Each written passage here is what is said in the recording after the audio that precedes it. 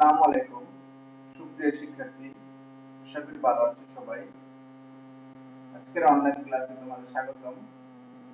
আমি Mohammad Saiful Islam, lecturer in mathematics, Dhamrai college. আছি তোমাদের সাথে আজকে। আমরা উচ্চতর গণিত দ্বিতীয় পত্র বইয়ের ষষ্ঠ অধ্যায়ের টপিকস নিয়ে আজকে আলোচনা করব। তাহলে দেখি আজকে যে গুরুত্বপূর্ণ টপিকসটি আছে সেই টপিকসটি কি। টপিকসটি শুরু করার পূর্বে আমরা এখানে একটি চিত্র দেখব। চিত্র সম্বন্ধে বলার আগে আমরা জেনে নেই যে ষষ্ঠ অধ্যায়ের নাম কি। ষষ্ঠ অধ্যায়ের নাম হচ্ছে কণিক। কণিকের আবার তিনটা লেসন আছে। লেসন তিনটা কি? একটা হচ্ছে পরাবৃত্ত, উপবৃত্ত এবং অধিবৃত্ত, তিনটা। সেই তিনটা লেসনের একটা লেসন নিয়ে আমরা আজকে আলোচনা করব। ওকে, এখানে দেখো কণিক অধ্যায়ের এখানে আমরা একটা কোণ নিয়েছি। কোণের বিভিন্ন অংশ যখন আমরা কর্তন করে দেখানো হয়েছে, দেখিয়েছি, তখন বিভিন্ন অংশের নাম বিভিন্ন নামে চিহ্নিত করেছি, বিভিন্নভাবে চিহ্নিত করেছি। এখানে প্রথম যে কর্তিত অংশটা আছে সেটা নাম দিয়েছি বৃত্ত, পরের অংশের নাম দিয়েছি উপবৃত্ত, তারপর হচ্ছে পরাবৃত্ত, অধিবৃত্ত। ওকে, এখন এই কোণটা বিভিন্ন অংশে যখন কর্তন করেছি বিভিন্ন নামে চিহ্নিত করেছি। এখানে পরাবৃত্তের এই কোণের যে অংশটা একটা আছে সেটা পরাবৃত্ত। পরাবৃত্তটাকে যখন আমরা আলাদাভাবে দেখাবো তখন এটা আসবে এরকম ফিগার। এখানে এই ফিগারের সমীকরণটা হচ্ছে এটা, y স্কয়ার ইকুয়াল 4x। দেখো y স্কয়ার মানে হচ্ছে x এর মান ধনাত্মক বা সরি y এর মান ধনাত্মক বা ঋণাত্মক যাই বসাই, এখানে x এর মান সবসময় কি আসবে? ধনাত্মক আসবে। তাই এই পরাবৃত্তটা কিসের দিকে আছে? x অক্ষের ধনাত্মক দিকের সাথে আছে। ওকে, এখন তাহলে আমরা সহজে বুঝতে পারতেছি যে আজকের টপিকসটা হচ্ছে পরাবৃত্ত বা প্যারাবোলা। এখন পরাবৃত্ত বা প্যারাবোলা হওয়ার শর্ত আছে। শর্তটা কি? ই মানে হচ্ছে উৎকেন্দ্রিকতা। উৎকেন্দ্রিকতা কি সেটা আমরা পরে বলবো, ঠিক আছে। ই ইকুয়াল 1 হলে, অর্থাৎ উৎকেন্দ্রিকতা ইকুয়াল 1 হলে সঞ্চারপথকে পরাবৃত্ত বলা হয়। সঞ্চারপথ মানে হচ্ছে কণিক বা সঞ্চারপথ একই জিনিস। পরাবৃত্ত বলা হয়, অর্থাৎ পরাবৃত্তের উপরস্থ প্রত্যেকটি বিন্দু উপকেন্দ্র ও নিয়ামক থেকে সমান দূরত্বে অবস্থিত। এখানে কি বলেছে? পরাবৃত্তের উপর p of x এর যেখানে একটা বিন্দু, এই বিন্দু এই নিয়ামক রেখা থেকে যে দূরত্বে অবস্থিত উপকেন্দ্র s এবং এখান থেকে এর দূরত্বের অনুপাত কি? একটি ধ্রুবক মানে সমান। তার মানে pm equal sp, pm equal sp, অর্থাৎ তাদের অনুপাত হচ্ছে pm আর sp এর অনুপাত হচ্ছে 1। এখন এই অনুপাত যখন ধ্রুবক হবে তখন সেটাকে বলবো আমরা কি? উৎকেন্দ্রিকতা। sp আর pm যখন ধ্রুবক হবে তখন সেটাকে বলা হয় উৎকেন্দ্রিকতা। তাহলে উৎকেন্দ্রিকতার সংজ্ঞা পেয়ে গেছি যে অনুপাত যখন ধ্রুবক হবে তখন সেটাকে আমরা উৎকেন্দ্রিকতা বলবো। ঠিক আছে, তারপরে আসি। দেখো, যখন আমি পরাবৃত্তটাকে y অক্ষের ধনাত্মক দিকের সাথে দেখাবো তখন ফিগারটা এরকম আসবে, অর্থাৎ এর সমীকরণটা হবে x স্কয়ার ইকুয়াল 4ay। এখানে x এর মান ধনাত্মক বা ঋণাত্মক যাই বসায় y এর মান সবসময় ধনাত্মক হবে। ক্লিয়ার? পরে আসি, আমরা এখন বিভিন্ন শর্ত উপস্থাপন করব পরাবৃত্তের জন্য। যেমন পরাবৃত্তের শীর্ষবিন্দু দেখাবো, উপকেন্দ্রের স্থানাঙ্ক দেখাবো, উপকেন্দ্রিক লম্ব ও নিয়ামকের সমীকরণ দেখাবো। তাহলে দেখি, এক নম্বর হচ্ছে পরাবৃত্তের শীর্ষবিন্দুর স্থানাঙ্ক 0 0। এই যে y স্কয়ার ইকুয়াল 4ax, এই সমীকরণের জন্য পরাবৃত্তের শীর্ষবিন্দুর স্থানাঙ্ক হচ্ছে 0 0। তাহলে এই সমীকরণের চিত্রটা কি? সমীকরণের চিত্রটা হচ্ছে এই। এখানে এই পরাবৃত্তের শীর্ষবিন্দু হচ্ছে o, তার মানে o এর স্থানাঙ্ক হচ্ছে 0 0। o কোন বিন্দু? এখানে x অক্ষ এবং y।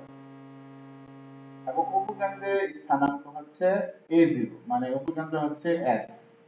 এই মূলবিন্দু থেকে এর দূরত্ব যদি a হয় তাহলে s এর স্থানাঙ্ক হচ্ছে a0। উপকেন্দ্রিক লম্বের দৈর্ঘ্য, এই যে উপকেন্দ্রের উপর যে লম্বটা অঙ্কন করা হয়েছে লম্বের দৈর্ঘ্য হচ্ছে 4a, মডুলাস অফ 4a। এখানে উঠে নাই, এটা লিখে নিব, মডুলাস অফ 4a। ঠিক আছে। নিয়ামক বা দ্বিঘাক্ষের সমীকরণ x a, এই যে mz m' হচ্ছে নিয়ামক রেখা। মূলবিন্দু থেকে এর দূরত্ব যদি a হয় তাহলে এখানে x a, এখানে মাইনাস হওয়ার কারণ হচ্ছে এটা ঋণাত্মক প্রান্তে আছে তাই। অক্ষরেখার সমীকরণ y 0, যেহেতু এটা x অক্ষের দিকে সুতরাং এখানে y 0। উপকেন্দ্রিক লম্বের সমীকরণ x a, এই যে উপকেন্দ্রের উপর যে লম্ব সমীকরণ আঁকানো হয়েছে এখানে দূরত্ব a, তাই এখানে এইটাকে বলা হয় x a, রেখার সমীকরণ হচ্ছে x a। ঠিক আছে, তাহলে y 4ax সম্বন্ধে আমরা শর্তগুলো পেয়ে গেলাম। পরে আমরা যখন x স্কয়ার 4ay এই পরাবৃত্তটা চিন্তা করব, অর্থাৎ এই চিত্রটা যখন আমরা দেখব তখন শর্তগুলো হবে শীর্ষবিন্দুর স্থানাঙ্ক হবে 0 0, উপকেন্দ্রের স্থানাঙ্ক হবে 0a। এই কেন হলো, এখানে y মান a, তার মানে এখানে a এর দূরত্ব হচ্ছে a আর x এর মান কত 0, তার মানে এই বিন্দুর স্থানাঙ্ক হচ্ছে a0। উপকেন্দ্রের লম্বের দৈর্ঘ্য সেম, মডুলাস অফ 4a। নিয়ামক বা দ্বিঘাক্ষের সমীকরণ হবে y -a, এই যে নিচের দিকে y এর নিচের দিকে মাইনাস। অক্ষরেখার সমীকরণ হচ্ছে x 0, তার মানে এখানে উপরের দিকে y অক্ষরের উপর অবস্থিত বলে y x 0। উপকেন্দ্রিক লম্বের সমীকরণ y a, উপকেন্দ্রিক লম্বের সমীকরণ y a। আশা করি বুঝতে পারছো সবাই। পরে যখন আমরা একটা প্রবলেম নিয়ে কথা বলবো, প্রবলেম দেখাবো মানে সমস্যা দেখাবো, তখন দেখি কি আসে। 4y squared minus 20x minus 8y plus 39 = 0 পরাবৃত্তের উপকেন্দ্র, শীর্ষবিন্দু, উপকেন্দ্রিক লম্বের দৈর্ঘ্য, অক্ষরেখা এবং নিয়ামকের সমীকরণ নির্ণয় করো। ঠিক আছে, এখানে দেখো, যখন আমরা সমাধান করব, প্রদত্ত পরাবৃত্তের সমীকরণ হচ্ছে এটা, প্রদত্ত পরাবৃত্তের সমীকরণ। ঠিক আছে, তাহলে এই সমীকরণটাকে আমরা ক্যালকুলেশন করে করে করে এই ফর্মে নিয়ে আসার পর এটাকে আমরা যখন পরাবৃত্তের আদর্শ সমীকরণ আকারে তুলে ধরব তখন সেটাকে y² 4ax আকারে নিয়ে আসবো। তার মানে এখানে 4a আকারে নিয়ে আসতে হলে এই ফর্মে নিয়ে আসা হচ্ছে। ঠিক আছে, তাহলে y - 1 whole square equal 4 5/4 x - 7/4 আসছে। y - 1 equal যদি ক্যাপিটাল লেটার y ধরি তাহলে x - 7/4 equal capital letter x। এই সমীকরণটাকে যখন আমরা x y ক্যাপিটাল লেটার লিখব তখন এটা আসছে। এখানে দেখো এটা হলো 2 নং সমীকরণ। এই 2 নং সমীকরণকে যখন পরাবৃত্তের আদর্শ সমীকরণের সাথে তুলনা করব তখন a ইকুয়াল কত 5/4। ওকে, পরে এর মান পেয়ে গেছি, পরে আসি। তাহলে উপকেন্দ্রিক লম্বের দৈর্ঘ্য কত হবে? আমরা উপকেন্দ্রিক লম্বের দৈর্ঘ্য জানি মডুলাস অফ 4a, তাহলে এটা ক্যালকুলেশন করলে কত আসছে 5। ওকে, শীর্ষবিন্দু আমরা জানি 0 0, capital letter x equal 0, capital letter y equal 0। x এর মান কত জানি x - 7/4 আর y এর মান কত জানি y - 1 ইকুয়াল 0। তাহলে x এর মান পেলাম কত 7/4, স্মল লেটার y ইকুয়াল পেলাম 1। তার মানে শীর্ষবিন্দুর স্থানাঙ্ক হচ্ছে 7/4, 1। এটা শীর্ষবিন্দুর স্থানাঙ্ক পেয়ে গেলাম। এখন উপকেন্দ্রের স্থানাঙ্ক আমরা জানি a0, capital letter x equal a, y equal 0। Calculation করলে 3 1 আসে। তারপর হচ্ছে অক্ষরেখা। অক্ষরেখা আমরা জানি y ইকুয়াল 0, y এর মান ক্যাপিটাল লেটার y এর মান তাহলে বসাতে হবে y মাইনাস 1 ইকুয়াল 0, তাহলে অক্ষরেখার সমীকরণ এটা পেয়ে গেল। তারপর আসতেছে নিয়ামকের সমীকরণ। নিয়ামকের সমীকরণ আমরা কি জানি, x equal minus a, x equal minus a, তাহলে x এখানে ক্যাপিটাল লেটার x মাইনাস যেহেতু ছিল এখানে বাম পাশে আসার কারণে প্লাস হয়ে গেছে, তাহলে এখানে আসতেছে x plus a equal 0, x এর মান বসাইছি, ক্যালকুলেশন করানো হয়েছে, ক্যালকুলেশন করার পর এখানে আসতেছে এটা পরাবৃত্তের দ্বিঘাতকের বা নিয়ামকের সমীকরণ 2x 1 ইকুয়াল 0। ঠিক আছে, এটার তাহলে প্রথম সমস্যা সলভ হয়ে গেল। পরে যখন আমরা আরেকটা সমস্যা দেখব, এটা খুবই ইম্পর্টেন্ট সমস্যা, এটা পরীক্ষা আসে, প্রায় আসে, তোমরা একটু ভালো করে দেখো। দেখো -1 1 উপকেন্দ্র এবং এত নিয়ামক বিশিষ্ট পরাবৃত্তের সমীকরণ নির্ণয় করো এবং পরাবৃত্তটির অক্ষের সমীকরণ, উপকেন্দ্রিক লম্বের দৈর্ঘ্য এবং উপকেন্দ্রিক লম্বের সমীকরণ নির্ণয় করো। এখানে তিনটা জিনিস নির্ণয় করতে বলছে। প্রথমে আমাদের পরাবৃত্তের সমীকরণ নির্ণয় করব আর নিচে তিনটা জিনিস। ওকে, মনে করি পরাবৃত্তটির উপকেন্দ্র s অফ -1 1, এখানে ধরে নিয়েছি উপকেন্দ্র s ধরে নিয়েছি, এখানে ধরে নিয়েছি, আর নিয়ামক রেখা nz m' ধরে নিয়েছি, তাহলে চিত্রটা এটা আসতেছে এবং পরাবৃত্তের উপর যে কোনো একটা বিন্দু p অফ x নিয়ে নিয়েছি।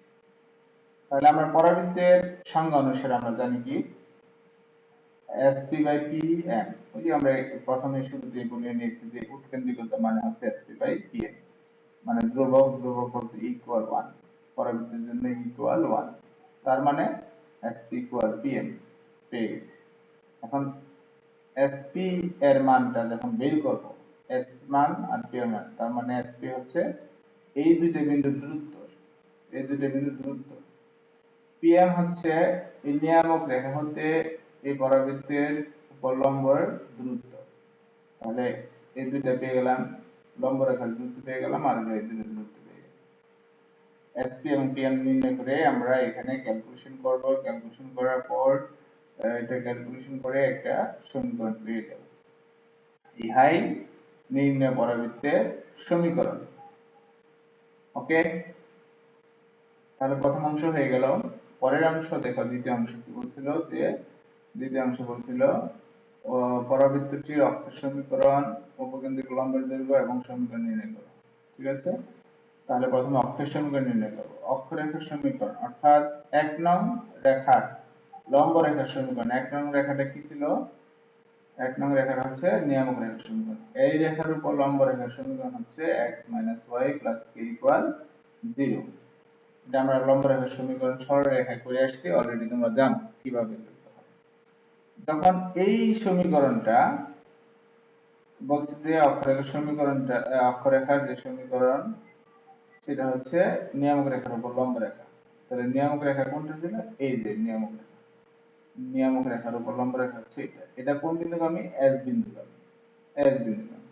তাহলে এই যে s বিন্দুগামী মানে s অফ -1 1, মান বসানোর পর x এবং y এর মান বসানোর পর k এর মান পেয়ে গেছি 2, তাহলে অক্ষরেখার সমীকরণ কি আসলো, x y + 2 = 0। ওকে, পরে আসছিল কি, পরে ফাংশনটা কি, উপকেন্দ্রিক লম্বের সমীকরণ এবং উপকেন্দ্রিক লম্বের দৈর্ঘ্য নির্ণয় করো। তাহলে উপকেন্দ্রিক লম্বের সমীকরণ নির্ণয় করতে হবে। দৈর্ঘ্য উপকেন্দ্রিক লম্বের সমীকরণ অর্থাৎ 1 নং রেখার সমান্তরাল রেখার সমীকরণ। তাহলে 1 নং রেখার নিয়ামক রেখার সমান্তরাল রেখার সমীকরণ এটা, এটা s বিন্দুগামী। এখানে দেখো এই যে এখানে যদি আমরা একটা লম্ব রেখা অঙ্কন করি, এই যে s উপর দিয়ে, তাহলে এই রেখাটা আর এই রেখাটা সমান্তরাল, সুতরাং এই রেখার সমান্তরাল রেখাটা হচ্ছে উপকেন্দ্রিক লম্বের সমীকরণ এবং এটা কোন বিন্দুগামী, s বিন্দুগামী। তাহলে s বিন্দুগামী যেহেতু, তাহলে মান বসে এখানে পেয়ে গেছি উপকেন্দ্রিক লম্বের সমীকরণ এটা পেয়ে গেলাম। পরে লাস্ট যে আমাদের যেটা চাওয়া হয়েছে সেটা হচ্ছে উপকেন্দ্রিক লম্বের দৈর্ঘ্য নির্ণয় করা। তাহলে উপকেন্দ্রিক লম্বের দৈর্ঘ্য আমরা জানি 2ESZ, তো E মানে হচ্ছে 1, সুতরাং এখানে 1 লিখলাম না, আমরা 2SZ। SZ টা কি তাহলে এখানে স্যার, SZ টা হচ্ছে S বিন্দু থেকে নিয়ামক রেখার উপর অঙ্কিত লম্ব দূরত্ব। এখানে S হতে নিয়ামক রেখার উপর অঙ্কিত লম্ব দূরত্বটা হচ্ছে SZ। ঠিক আছে, তাহলে LZ পেয়ে গেলাম, পেয়ে আমরা এখানে মান বসাইছি, তাহলে উপবৃত্ত লম্বের দৈর্ঘ্য পেয়ে গেছি, তিনটাই পেয়ে গেছি এখানে। তাহলে অক্ষের সমীকরণ পেয়ে গেলাম, লম্বের সমীকরণ পেয়ে গেছি এবং লম্বের দৈর্ঘ্য পেয়ে গেলাম। তাহলে আমাদের সমস্যা সলভ হয়ে গেল। এই নিয়মের যে অঙ্কগুলো আছে তোমরা সেটি করে নিবা, ঠিক আছে? আশা করি বুঝতে পারছো সবাই। না বুঝলে অবশ্যই আমার কমেন্টস করবা, ভিডিও নিচে কমেন্টস করবা, আমি সলভ করার চেষ্টা করব। ওকে, তাহলে আমরা আজকে এই পর্যন্তই থাকবো। সবাই সুস্থ থাকবে। আল্লাহ হাফেজ।